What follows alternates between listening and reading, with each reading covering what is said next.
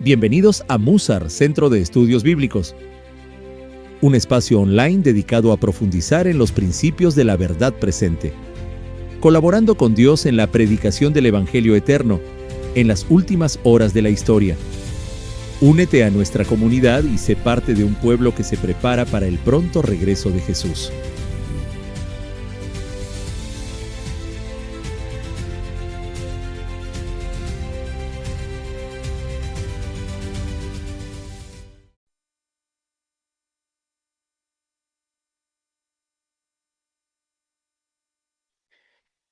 Hola, ¿qué tal amigos y amigas? Estamos en este curso de hermenéutica bíblica de la escuela Musar. Esta es la clase número 3 que vamos a ver el día de hoy. Vamos a continuar con nuestro estudio inductivo de la palabra de Dios. Antes de comenzar esta clase, quisiera invitarlos a que me acompañen para tener una palabra de oración. Oremos. Querido Dios y Padre bueno, te damos gracias por la oportunidad de estudiar una vez más tu palabra, profundizar en las cosas que hay allí. Pedimos que tú seas nuestro Maestro, Señor, que nos ayudes a profundizar lo que necesitamos saber y conocer de tu palabra. Todo esto lo pedimos en Jesús. Amén. La clase anterior comenzamos este método que le llamamos el método inductivo. Es el método más básico del estudio de la palabra que cualquier persona puede hacer, sea teólogo, no teólogo, una persona laica o aún una persona que recién está comenzando a estudiar la Biblia. Y hablamos de 3 partes importantes en el estudio inductivo. Hablamos de la observación, de la interpretación y de la aplicación. En la clase anterior dedicamos tiempo a hablar de la observación.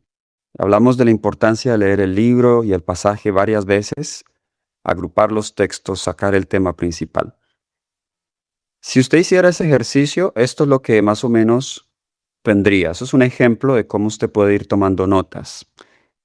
Como les mencioné en la última clase, yo comencé a aplicar este método con el libro de Hechos. Así que este ha sido mi bosquejo del libro de Hechos, el capítulo 2, donde ustedes pueden ver acá que el tema de este capítulo que yo he encontrado es la venida del Espíritu Santo.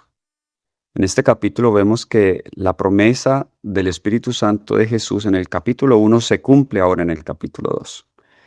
Y al leer el capítulo detenidamente vemos que el capítulo tiene 4 partes principales. Los primeros 13 versículos hablan del derramamiento del Espíritu Santo, como lenguas de fuego, y los discípulos comienzan a hablar en lenguas. Luego tenemos otra sección que es el sermón de Pedro. Ahora, este sermón de Pedro en realidad va hasta el versículo 41. Nosotros podríamos tomar esto como una sola sección, el sermón de Pedro ante la multitud. Y la tercera grande sección es la comunión de los creyentes. Ahora, yo he separado los versículos 37 al 41 en una sola sección por lo siguiente, en una sola perícopa. Vamos a de ahora en adelante utilizar esa palabra. Dijimos perícopa es un grupo de textos que tocan un mismo tema o una misma idea. Nosotros vemos que en el propósito del sermón de Pedro en realidad era para llegar a este punto acá. ¿Cómo recibir el Espíritu Santo? Porque ellos ya lo habían recibido y ahora Pedro quiere enseñar a la multitud a cómo también recibirlo. Ellos preguntan, ¿qué haremos? Y Pedro aquí les dice, arrepentíos y bautícese cada uno en el nombre de Jesucristo para el perdón de los pecados y recibiréis el don del Espíritu Santo.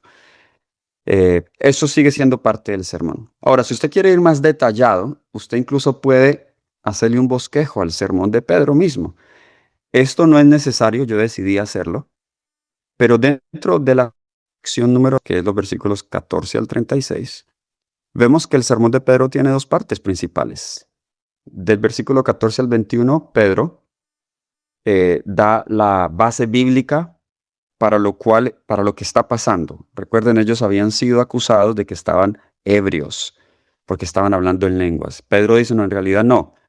Lo que está pasando aquí es cumplimiento profético de lo que Joel ya había profetizado. Así que Pedro coloca las bases bíblicas para ese evento. Y del versículo 22 al 36 Pedro demuestra que la resurrección de Cristo es necesaria para el derramamiento del Espíritu Santo. Así que noten que aunque cada perícopa tiene una idea principal, todas ellas giran en torno a la idea general del capítulo, que es la venida del Espíritu Santo. ¿Ok? En los primeros 13 versículos el Espíritu Santo se derrama. En el sermón de Pedro habla de cómo este derramamiento del Espíritu Santo había sido profetizado por Joel y cómo la muerte de Cristo y su resurrección era necesaria para que el Espíritu Santo viniera sobre la iglesia. Luego, en la tercera sección, Pedro habla sobre las condiciones para recibir el Espíritu Santo. Y la última sección, versículos 42 al 47, Pedro muestra cómo vive la iglesia, los creyentes, después de haber recibido el Espíritu Santo. Hay comunión entre ellos, hay unidad. Entonces, esto es un maravilloso ejemplo de cómo poder nosotros hacer esa observación. Noten que hasta ahora nosotros no hemos interpretado todavía. Hemos observado. Así que este es el resultado final de la observación. Pero ahora vamos a pasar al paso número 4. Vamos a repasar de nuevo los pasos. El 1 es la preparación del corazón. ¿Ok? Dijimos entonces que el paso número 2 va entonces en cuanto a escoger el pasaje que usted va a estudiar, el libro. Y paso número 3 entonces es la observación. El paso número 4 es la interpretación. Recordemos que la interpretación tiene que ver con el significado del pasaje. ¿Qué significa el pasaje para el autor? No todavía para mí, esa es la aplicación. Tu trabajo en esta etapa es descubrir qué intenta comunicar el autor. Para ello, necesitas analizar el contexto. Aquí tienes algunas preguntas que puedes plantear al comenzar a interpretar. ¿Cuál es el contexto cultural o histórico de este pasaje? ¿Qué más se sabe sobre el libro, el autor, el contexto general del pasaje? ¿Qué otros pasajes bíblicos podrían ayudarme a interpretarlo mejor? ¿He pasado por alto algo o he aportado alguna suposición oculta que deba corregirse? Esas son algunas preguntas importantes y vamos a ahondar esas preguntas. ¿Ok? Aquí hay más preguntas. ¿Cuál es el significado más claro de este texto? ¿Qué quiere decir el autor con esto? Ahí nos vamos entonces a centrar ya en los detalles. Como vamos a mirar, es importante el uso de varias versiones bíblicas. Algunos pasajes no son tan claros en una versión y en otras son más claros. ¿Por qué el autor dijo esto? ¿Cómo se relaciona esta idea con aquella? ¿Cómo se relaciona lo que dijo en el capítulo 2 con el capítulo 1, por ejemplo? Eso es lo que vamos a hacer. Miren lo que dijo Walt en su libro New Joy of Discovery, el nuevo gozo del descubrimiento, página 40. El propósito principal de la interpretación es descubrir qué quiso decir el autor con sus palabras, su propósito y mensaje. Al intentar interpretar no debemos pensar en lo que el pasaje significa para nosotros, sino en lo que pareció significar para el autor. Yo quiero hacer mucho énfasis en esto, porque de nuevo es un error muy común que nosotros leemos la Biblia para nosotros.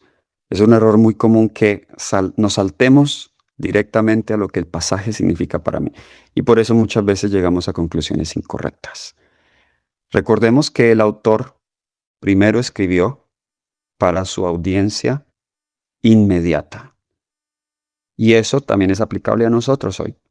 Entonces tenemos que tener eso en cuenta. Así que algunas pautas, estos 5 pasos, yo quisiera que ustedes tomen mucha nota de esto. Esta diapositiva es muy importante para ustedes. Esta quizás la diapositiva más importante aquí de la parte de la interpretación. Porque yo quiero que ustedes sigan esos pasos en este orden, en el orden que se los he dado. Pautas para la interpretación. Número 1, seleccione la versión de la Biblia. Vamos a ir punto por punto, ¿ok? Número 2, identifique el lugar del pasaje en el libro bíblico.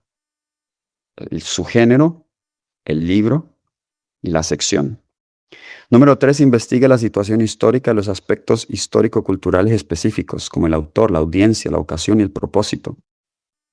Número 4, examine la interdependencia del pasaje con otras partes de las Escrituras. Número 5, aborde las preguntas esenciales restantes, el estudio de la palabra, las figuras retóricas, etc. Vamos a ir punto por punto. Una vez usted ya haya escogido su pasaje, lo ha leído, ha sacado el bosquejo, entonces ahora vamos a profundizar. Normalmente para interpretar, uno se concentra en algunos aspectos del libro y en algunos detalles del libro, ¿ok? Porque ya en la observación tenemos el mensaje general, ahora vamos a ir a los detalles y podemos ir detalle por detalle. Imaginémonos entonces que estamos en el libro de Hebreos y ahora el tema del libro el tema del libro de Hebreos tiene que ver con manteniendo la confianza sin fluctuar firme hasta el fin, que tiene que ver con la confianza, la esperanza, la fe, ¿ok? ¿Cómo el autor del libro de Hebreos desarrolla ese tema? Entonces ahí ya vamos a la interpretación. El capítulo 1, vamos a ver varios ejemplos del capítulo 1, presenta a Jesús como Dios, su divinidad. Entonces, ese pasaje, usted quiere estudiarlo en varias versiones de la Biblia. Para estudios exegéticos, entonces yo les quiero recomendar que usen versiones más literales.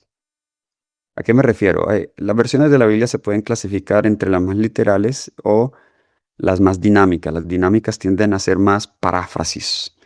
Por ejemplo, la Nueva Versión Internacional tiende más a ese lado. No es una paráfrasis, pero sí es una versión más moderna que omite en algunos casos algunos detalles exegéticos para hacerlo más amigable, la lectura más amigable. Para algunas personas que están comenzando, esa versión quizás es más clara, pero para estudios exegéticos yo recomendaría alguna de estas o todas estas. La Biblia de las Américas, la Reina Valera del 60, la Reina Valera del 95 o la del 97. La Biblia de Jerusalén, la Biblia del Jubileo. De hecho, la Biblia del Jubileo es una traducción o es una versión directa de la Biblia del Oso. La Biblia del Oso es la Biblia o la versión más antigua del castellano que yo conozco. De hecho, es un castellano muy, muy antiguo. Usted dirá, bueno, pastor, pero no tengo quizá tengo solo de esas dos Biblias o una. ¿Cómo hago para hacer eso? Pues aquí les he dejado un recurso, este sitio web que se llama Bible Gateway. Allí encuentra muchas versiones bíblicas, tanto en español como en inglés. Usted simplemente debe seleccionar el idioma que desee y ahí puede estudiar el pasaje. Tiene una opción para colocar incluso las versiones en paralelo para que usted las pueda comparar mucho más fácil. Así que ese recurso es muy bueno. Usted al leerlo, usted quiere notar las variaciones que hay en distintas versiones, ¿ok? Porque esta versión lo dice de esta manera y la de allá lo dice de otra manera. Quizá eso va a notar, le va a ayudar a la interpretación de su pasaje. Número 2, entonces, vamos a identificar el lugar del pasaje en el libro bíblico. Ahora, esto es importante. El género, el libro, entonces, desde luego, si es Hebreos 1, pues esto es parte de el libro de Hebreos. Y la sección. La última clase hablamos de las secciones de los libros. No necesariamente son los capítulos. Son las secciones literarias. Digamos, para darles un ejemplo, en el libro de Hebreos, que los estamos mencionando, nosotros vemos al menos 3 secciones. Nosotros vemos los primeros 4 capítulos que introducen a Jesús, su divinidad, su humanidad, su rol como apóstol, su rol como una introducción breve a su rol como sacerdote. Pero ya del capítulo 5 hasta el capítulo 10 tenemos la sección más teológica, la carne del libro. Allí eso que brevemente se introduce en los primeros 4 capítulos, lo que es necesario para que Jesús fuera ahora sacerdote, se estudian detalles. ¿Okay? En Hebreos 5, las calificaciones de un sacerdote. ¿Okay? Hebreos 6, vemos cómo Dios establece el sacerdocio de Melquisedec por medio de las promesas y el juramento. Hebreos 7 habla de cómo el sacerdocio de Melquisedec es superior al sacerdocio de Aarón. Hebreos 8 nos habla del mejor pacto. Hebreos 9 nos habla de un mejor santuario, el celestial, que es el cumplimiento de la figura y la sombra del terrenal. Y Hebreos 10 nos habla de un mejor sacrificio. La sangre de los toros y de los becerros no es suficiente para perdonar el pecado, es la sangre de Cristo. Si no, noten cómo entonces cada capítulo tiene su tema, pero usted los puede agrupar en secciones más grandes. Entonces usted tiene que tener en cuenta en qué sección está. Pero quiero concentrarme aquí en los géneros. Esto nosotros lo vamos a ahondar algunos de estos géneros más en otras clases, ¿ok? Pero cuando usted lea el libro que haya escogido, el pasaje que escoge, es importante que tenga en cuenta el género, porque cada género tiene su propio método o sus dinámicas de cómo estudiarlos.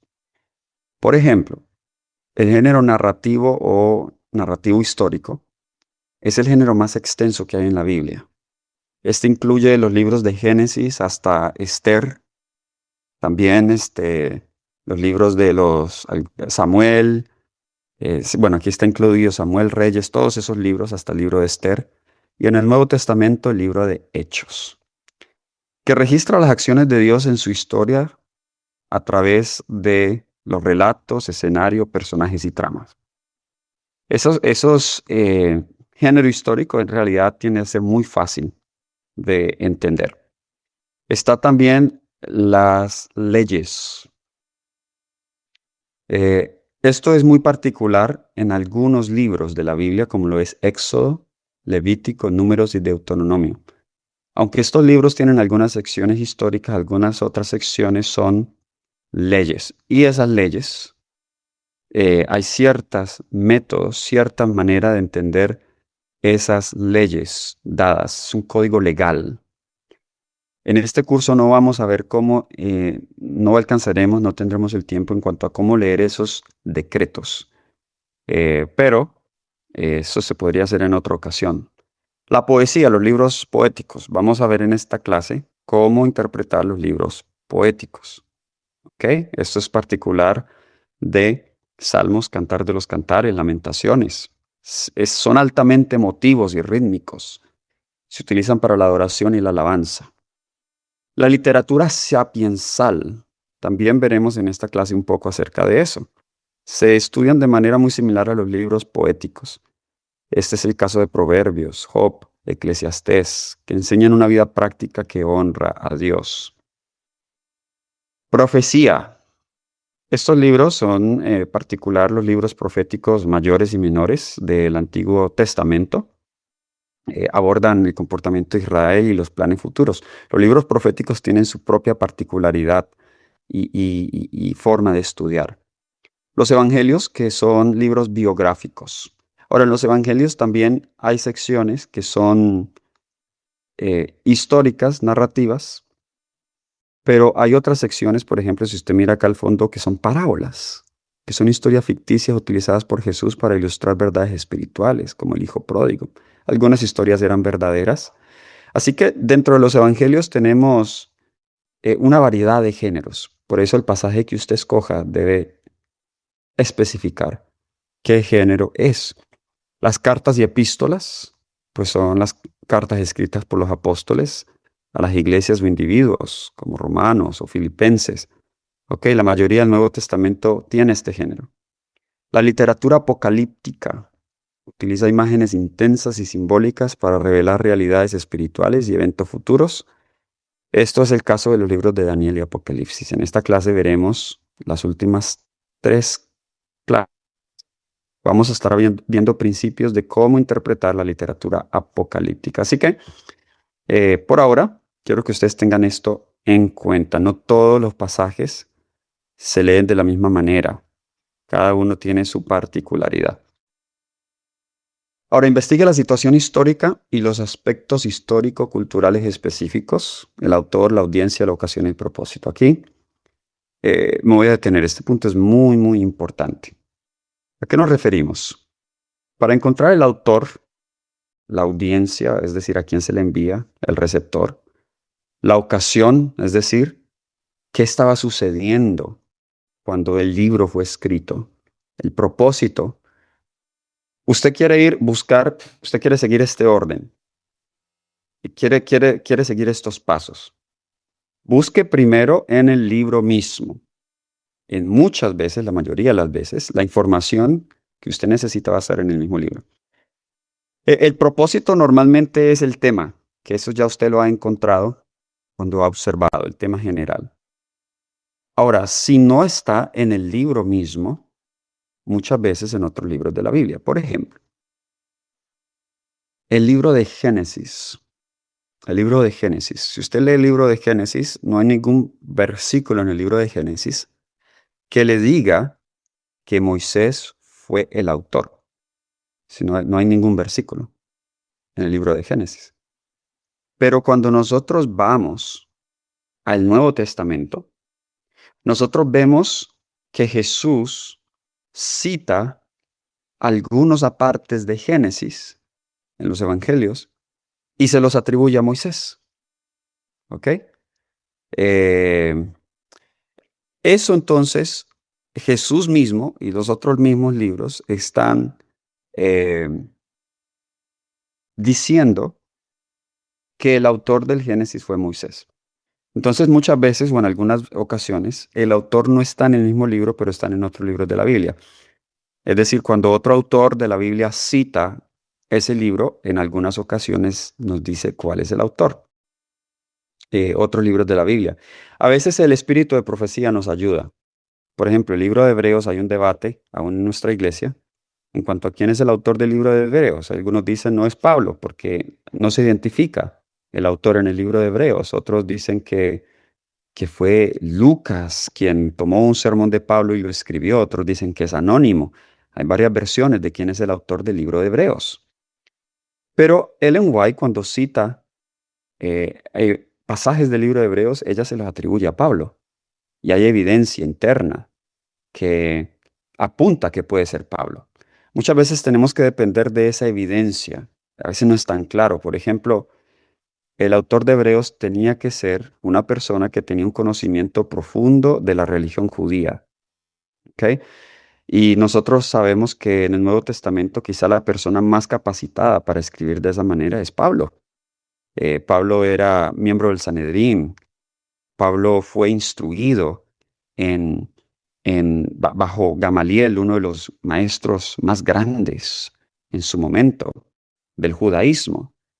Pablo era judío, era fariseo, así que tenía mucho conocimiento del templo, de los sacrificios. Esto no tuvo que ser un autor gentil, tuvo que haber sido un autor judío el que escribió el libro de Hebreos. Ahora, el libro de Hebreos hace mención a Timoteo, por ejemplo, en el último capítulo, el capítulo 13. En el capítulo 10 hace mención indirecta como que cuando él escribe esto, él había estado recientemente en prisión, lo cual también nos demuestra, Pablo en otras cartas también hace alusión a sus prisiones. Así que esos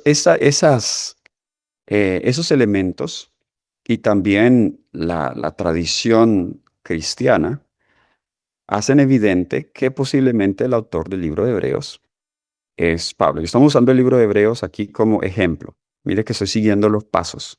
Ok, estamos usando Hebreos capítulo 1, ese pasaje, aplicándole cada uno de estos elementos.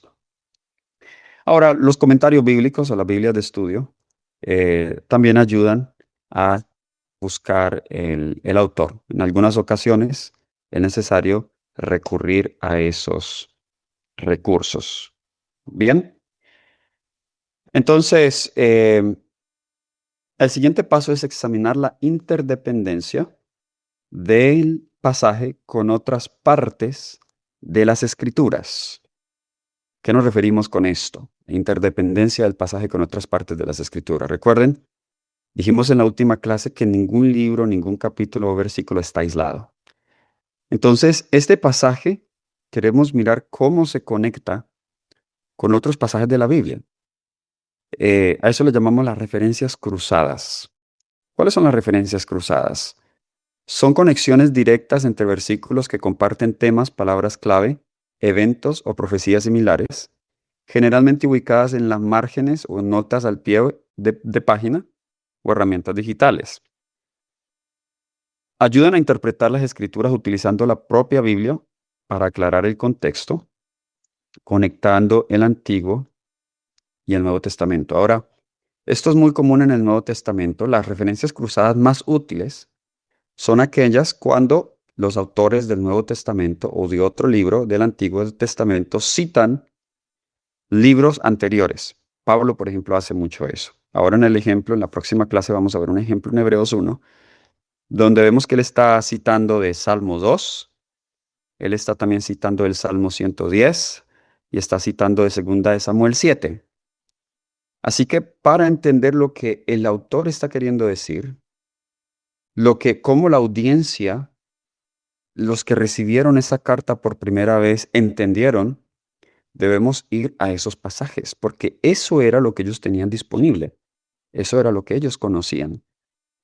Hay que tener cuidado en el uso de las referencias cruzadas, porque el hecho de que una palabra aparezca en otro versículo, una misma palabra, no necesariamente significa que siempre van a tener el mismo significado o que yo siempre puedo usar esos dos textos en relación. No. Nosotros queremos en las referencias cruzadas mirar pasajes que están compartiendo los mismos temas. ¿Ok? No es suficiente que compartan la misma palabra, sino que compartan el mismo tema.